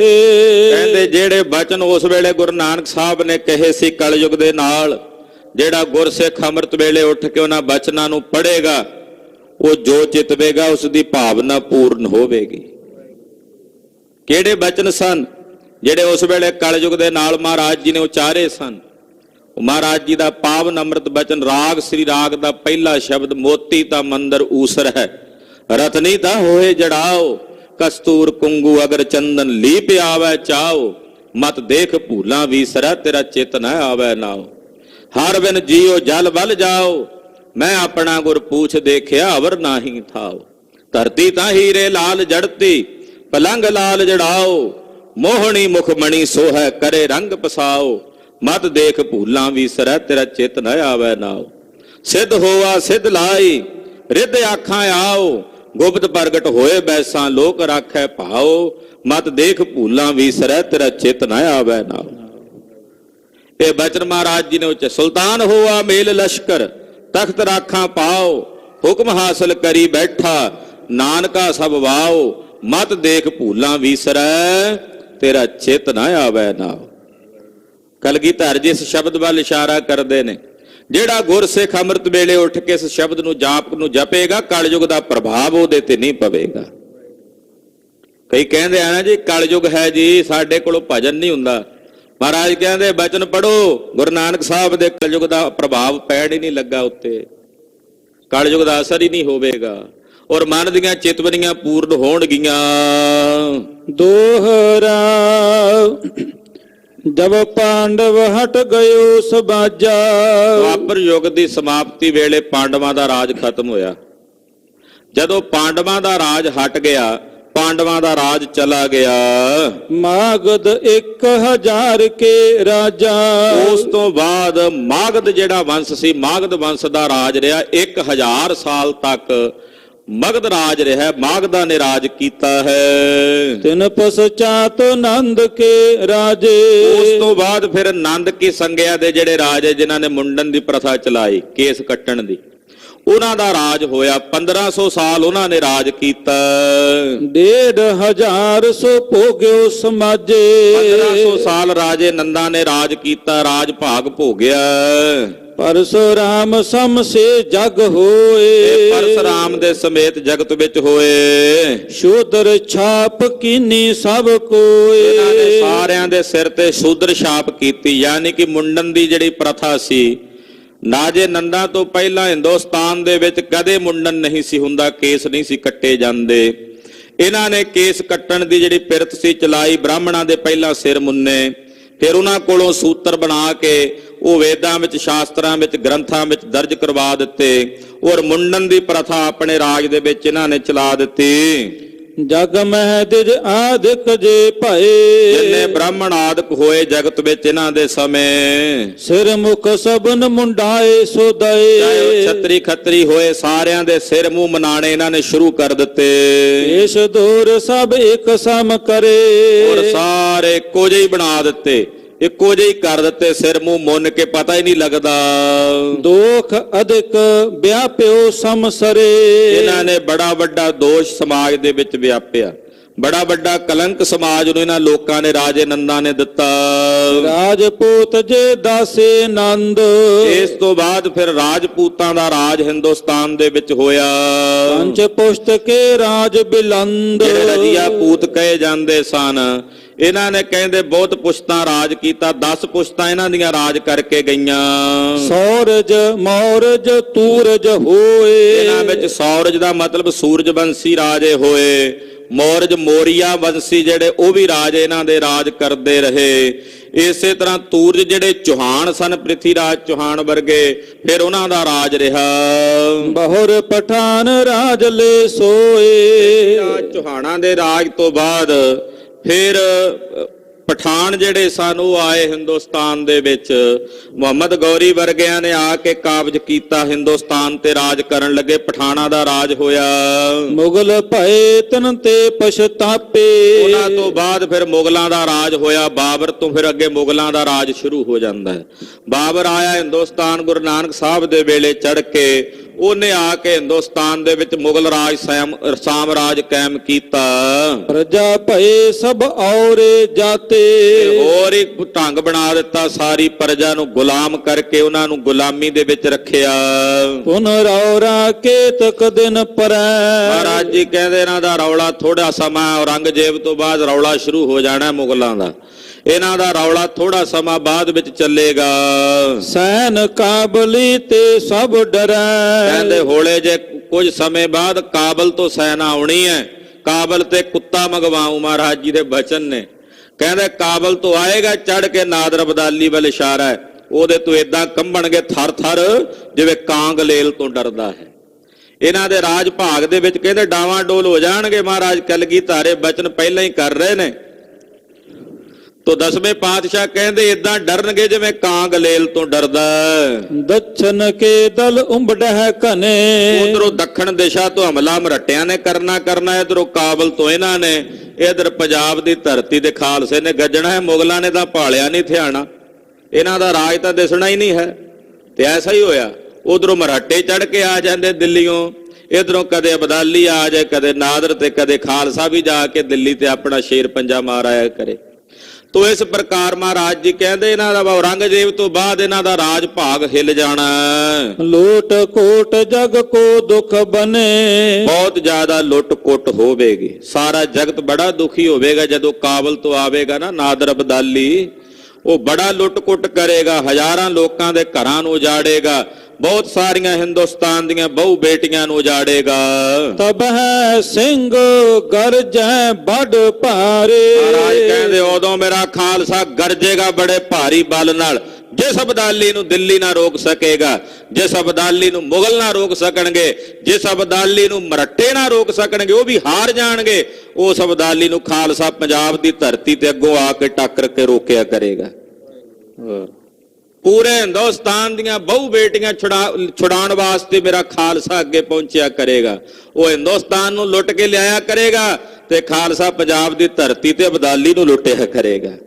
ਮਹਾਰਾਜ ਕਹਿੰਦੇ ਮੇਰਾ ਖਾਲਸਾ ਬਲੀ ਹੋ ਕੇ ਆਉਣ ਵਾਲੇ ਸਮੇਂ ਵਿੱਚ ਉਸ ਵੇਲੇ ਗਰਜੇਗਾ।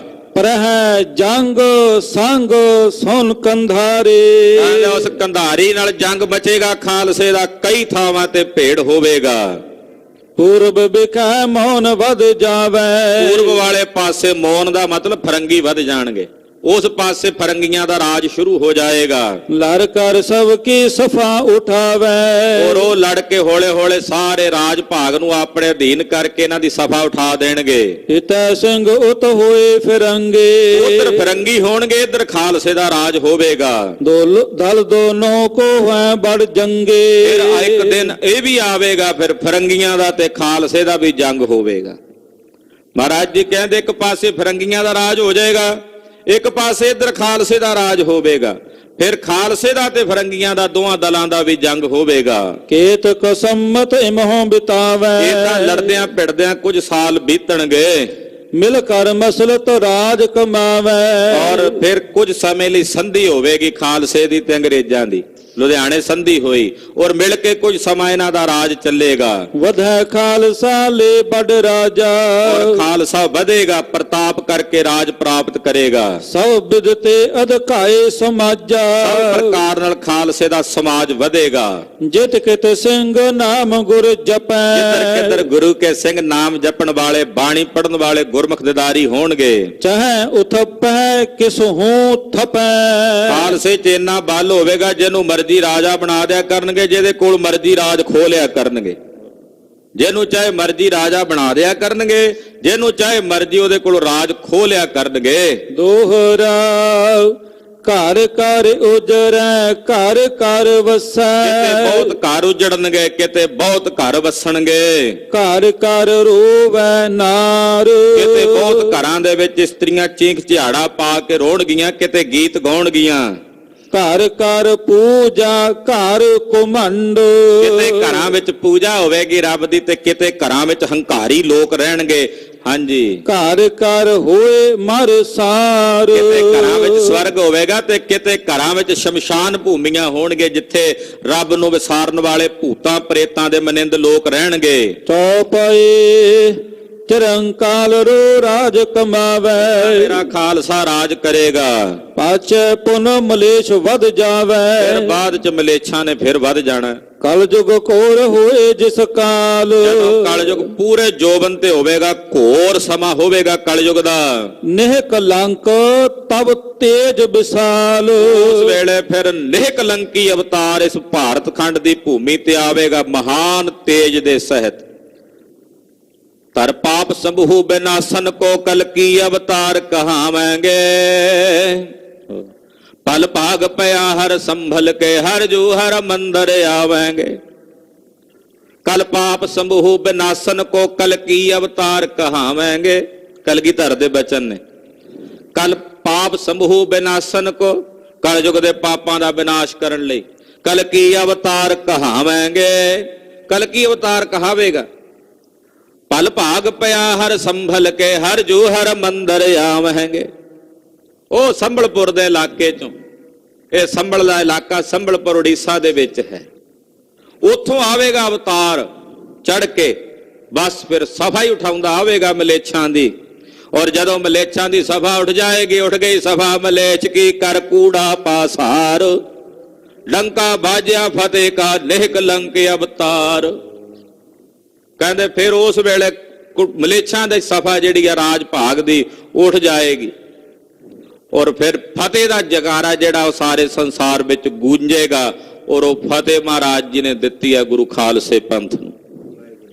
ਹਾਂਜੀ, ਇਸ ਪ੍ਰਕਾਰ ਗੁਰ ਸਕਲ ਸੁਨਾਇਓ। ਇਹ ਬਚਨ ਮਹਾਰਾਜ ਕਲਗੀਧਰ ਜੀ ਨੇ ਭਵਿੱਖਤ ਬਚਨ ਸੁਣਾਏ। ਸੁਨ ਸਿੰਘਨ ਸਭ ਸੀਸ ਨਿਵਾਇਓ। ਸੁਣ ਕੇ ਮਹਾਰਾਜ ਜੀ ਦੇ ਬਚਨ ਸਭ ਨੇ ਸੀਸ ਝੁਕਾ ਕੇ ਮੱਥਾ ਟੇਕਿਆ। ਕਹਿ ਗੁਰ ਬਖਸ਼ ਸਿੰਘ ਸ਼ੁਭ ਕਥਾ। ਇਹ ਕਥਾ ਭਾਈ ਗੁਰਬਖਸ਼ ਸਿੰਘ ਜੀ, ਭਾਈ ਰਾਮ ਕੁਇਰ ਜੀ, ਬਾਬਾ ਬੁੱਢਾ ਸਾਹਿਬ ਜੀ ਦੀ ਅੰਸ਼ ਚੋਂ ਰਮਦਾਸ ਪਿੰਡ 'ਚ ਬੈਠੇ ਸੁਣਾ ਰਹੇ ਨੇ ਖਾਲਸੇ ਨੂੰ। ਸਿੱਖ ਸ਼ਰੋਤਾ ਪ੍ਰੇਮੀ ਸੁਨ ਤਥਾ। ਜਿੰਨੇ ਸਿੱਖ ਸਰੋਤੇ ਪ੍ਰੇਮੀ ਨੇ, ਜਿਵੇਂ ਤੁਸੀਂ ਬੈਠੇ ਸੁਣਦੇ ਹੋ ਨਾ ਕਥਾ, ਏਦਾਂ ਭਾਈ ਰਾਮ ਕੁਇਰ ਸਾਹਿਬ ਜੀ ਕੋਲੋਂ ਸਿੰਘ ਬਹਿ ਕੇ ਸੁਣਦੇ ਸਨ ਸ਼ਾਮ ਨੂੰ ਕਥਾ। ਦੋਹਰਾ ਰਾਮਦਾਸ ਕੁਲ ਰਾਮ ਕੁਇਰ ਗੁਰ ਉਕਤੀ ਕਹਿ ਚੁੱਪ। ਕਹਿੰਦੇ ਰਮਦਾਸ ਨਗਰ ਦੇ ਰਹਿਣ ਵਾਲੇ ਬਾਬੇ ਬੁੱਢੇ ਦੀ ਕੁੱਲ ਦੇ ਉਜਾਗਰ ਦੀਪਕ ਭਾਈ ਸਾਹਿਬ ਭਾਈ ਰਾਮ ਕੁਇਰ ਜੀ ਜਦੋਂ ਇਹ ਕਥਾ ਸੁਣਾ ਰਹੇ ਸਨ ਤੇ ਕਥਾ ਸੁਣਾਉਂਦਿਆਂ ਇੱਕਦਮ ਚੁੱਪ ਕਰ ਗਏ। ਇਹ ਕਥਾ ਮਹਾਰਾਜ ਕਲਗੀਧਰ ਦੀ ਖਾਲਸੇ ਦੀ ਵਡਿਆਈ ਦੀ। ਉਸ ਵੇਲੇ ਅਬਦਾਲੀ ਦੇ ਹਮਲੇ ਹੋ ਰਹੇ ਸਨ। ਤੋ ਜਦੋਂ ਇਹ ਕਥਾ ਭਾਈ ਰਾਮ ਕੁਇਰ ਸਾਹਿਬ ਜੀ ਸੁਣਾ ਰਹੇ ਸਨ, ਉਧਰੋਂ ਨਾਦਰ ਵੀ ਆ ਰਿਹਾ ਸੀ ਹਿੰਦੁਸਤਾਨ ਤੇ ਚੜ ਕੇ, ਤੇ ਭਾਈ ਸਾਹਿਬ ਗੁਰੂ ਸਾਹਿਬ ਦੀ ਉਪਮਾ ਕਰਦਿਆਂ ਇੱਕਦਮ ਚੁੱਪ ਕਰ ਗਏ। ਕਹਤੇ ਲਗੀ ਸਮਾਦ ਪਦ ਲਈ ਗੁਪਤ ਰਸ ਗੁਪ। ਕਹਿੰਦਿਆਂ ਭਾਈ ਰਾਮ ਕੁਇਰ ਸਾਹਿਬ ਜੀ ਦੀ ਸਮਾਧੀ ਲੱਗ ਗਈ ਤੇ ਇੱਕਦਮ ਗੁੱਪ ਹੋ ਗਏ ਆਪਣੇ ਅੰਦਰ ਹੀ। ਗੁੱਪ ਹੋ ਕੇ ਅੰਦਰ ਦਾ ਜਿਹੜਾ ਰਸ ਸੀ ਗੁਪਤ, ਉਸ ਨੂੰ ਮਾਣਨ ਲੱਗ ਪਏ। ਸਿੰਘ ਬੈਠੇ ਵੇਖੀ ਜਾਣ ਵੀ ਭਾਈ ਸਾਹਿਬ ਦੁਬਾਰਾ ਬੋਲਣਗੇ, ਪਰ ਭਾਈ ਸਾਹਿਬ ਕਹਿੰਦੇ ਉਸ ਦਿਨ ਸਾਰੀ ਰਾਤ ਵੀ ਬੈਠੇ ਰਹੇ, ਅਗਲਾ ਦਿਨ ਵੀ ਸਾਰਾ ਬੀਤ ਗਿਆ। ਤੀਜੇ ਦਿਨ ਜਾ ਕੇ ਭਾਈ ਸਾਹਿਬ ਦੇ ਨੇਤਰ ਖੁੱਲੇ। ਕਲਗੀਧਰ ਦੇ ਰੂਪ ਵਿੱਚ ਇਹੋ ਜਿਹੀ ਸੁਰਤ ਜੁੜੀ, ਸਮਾਧੀ ਸਥਿਤ ਹੋ ਗਏ। ਕਲਵਰ ਤਾਰਾ ਪੜ ਸੁਣੈ ਕਲ ਜੁਗ ਤਾਂ ਕਾ ਦਾਸ। ਜਿਹੜਾ ਕਲ ਯੁਗ ਦਾ ਵਰਤਾਰਾ ਦੱਸਿਆ ਭਾਈ ਸਾਹਿਬ ਕਹਿੰਦੇ, ਭਾਈ ਸੰਤੋਖ ਸਿੰਘ ਜਿਹੜਾ ਇਸ ਕਥਾ ਨੂੰ ਪੜ੍ਹੇਗਾ ਸੁਣੇਗਾ, ਇਹ ਕਲ ਯੁਗ ਦਾ ਦਾਸ ਹੋ ਜਾਏਗਾ। ਆਖੋ ਸਤਿਨਾਮ ਸੇ ਵਾਹਿਗੁਰੂ। ਇਹ ਕਹਿੰਦਾ ਕਲ ਯੁਗ ਦਾ ਦਾਸ ਹੋ ਜਾਏਗਾ। ਪਾਪ ਭਗੈ ਭਗਤੀ ਜਗੈ ਧਨ ਸਿੱਖ ਕੀ ਆਸ। ਕਹਿੰਦੇ ਭਾਈ ਜਿਹੜਾ ਇਸ ਕਥਾ ਨੂੰ ਸੁਣੇਗਾ ਉਹਦੇ ਪਾਪ ਭੱਜ ਜਾਣਗੇ, ਉਹਦੇ ਅੰਦਰ ਭਗਤੀ ਜਾਗੇਗੀ। ਧਨ ਨੇ ਗੁਰੂ ਕੇ ਸਿੱਖ ਜਿਨ੍ਹਾਂ ਅੰਦਰ ਇਹ ਆਸ ਹੈ ਖਾਲਸੇ ਦਾ ਰਾਜ ਹੋਵੇਗਾ। ਜਿਨ੍ਹਾਂ ਅੰਦਰ ਇਹ ਆਸ ਹੈ ਕਿ ਖਾਲਸੇ ਦਾ ਰਾਜ ਹੋਵੇਗਾ, ਐਸੇ ਸਿੱਖ ਧਨ ਨੇ, ਉਹਨਾਂ ਦੀ ਆਸ ਵੀ ਧਨ ਹੈ ਜਿਹੜੇ ਖਾਲਸੇ ਦਾ ਰਾਜ ਚਾਹੁੰਦੇ। ਆਪਣਾ ਨਹੀਂ ਚਾਹੁੰਦੇ ਵੀ ਮੇਰਾ ਰਾਜ ਹੋਵੇ, ਕਹਿੰਦੇ ਖਾਲਸੇ ਦਾ ਰਾਜ ਹੋਵੇ। ਇਹੋ ਜਿਹੇ ਸਿੱਖ ਧਨ ਨੇ। ਮਹਾਰਾਜ ਕਲਗੀਆਂ ਵਾਲੇ ਪਾਤਸ਼ਾਹ ਆਪਣੇ ਪੰਥ ਤੇ ਕਿਰਪਾ ਕਰ ਰਹੇ ਨੇ। ਉਹ ਕਥਾ ਆਪ ਦੀ ਅਗਲਿਆਂ ਪ੍ਰਸੰਗਾਂ ਵਿੱਚ ਸਰਵਣ ਕਰੋਗੇ। ਰਹਿਤ ਮਰਿਆਦਾ ਦੱਸਦੇ ਆ ਖਾਲਸੇ ਦੀ, ਕੀ ਮਰਿਆਦਾ ਹੈ, ਕਿਸ ਮਰਿਆਦਾ ਵਿੱਚ ਖਾਲਸੇ ਨੇ ਵਿਚਰਨਾ, ਉਹ ਨਾਲ ਨਾਲ ਮਹਾਰਾਜ ਦੀ ਸੁਸਿੱਖਿਅਤ ਕਰਦੇ ਨੇ। ਸਮੇਂ ਨਾਲ ਅੱਗੇ ਵਿਚਾਰਾਂ ਕਰਾਂਗੇ। ਗੁਰੂ ਪਾਤਸ਼ਾਹ ਦੀ ਪਾਵਨ ਅੰਮ੍ਰਿਤ ਕਥਾ ਹੈ। ਕਥਨ ਕਰਦਿਆਂ ਹੋਈਆਂ ਭੁੱਲਾਂ ਚੁੱਕਾਂ ਦੀ ਖਿਮਾ। ਵਾਹਿਗੁਰੂ ਵਾਹਿਗੁਰੂ ਵਾਹਿਗੁਰੂ ਵਾਹਿਗੁਰੂ।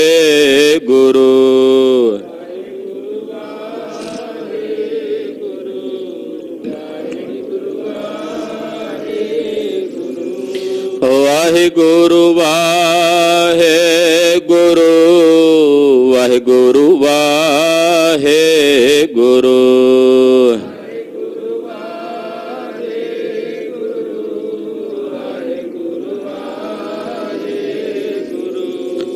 ਵਾਹਿਗੁਰੂ ਵਾਹਿਗੁਰੂ ਵਾਹਿਗੁਰੂ ਵਾਹਿਗੁਰੂ।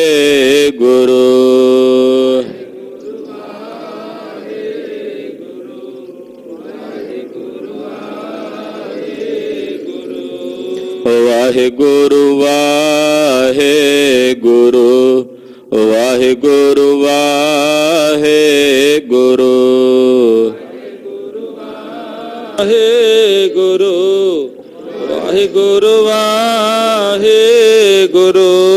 हे अच्युत हे पार ब्रह्म ਵਿਨਾਸੀ ਅਘਨਾਸ हे पूरन हे सर्वमय ਦੁਖ ਪੰਜਨ ਗੁਣਤਾ हे संगी हे निरंकार हे ਨਿਰਗੁਣ ਸਭ ਟੇਕ हे गोविंद हे गुण निधान ਕੈ ਸਦਾ ਬਵੇਕ हे अपरंपर हर हरे ਹੈ ਪੀ ਹੋਵਨਹਾਰ हे संतः कै सदा संग हे ਦਾਰਾ ਆਧਾਰ हे ठाकुर हो दासरो ਮੈਂ ਨਿਰਗੁਣ ਗੁਣ ਨਹੀਂ ਕੋਏ नानक दीजै नाम दान ਰਾਖੋ ਹੀਐ ਪਰੋ आए प्रभ शरणागति ਕਿਰਪਾ ਨਿਧ ਦਇਆਲ एक अखर हर मन वस्त ਨਾਨਕ ਹੋ ਤੋ ਨਿਹਾਲ वाहिगुरु नाम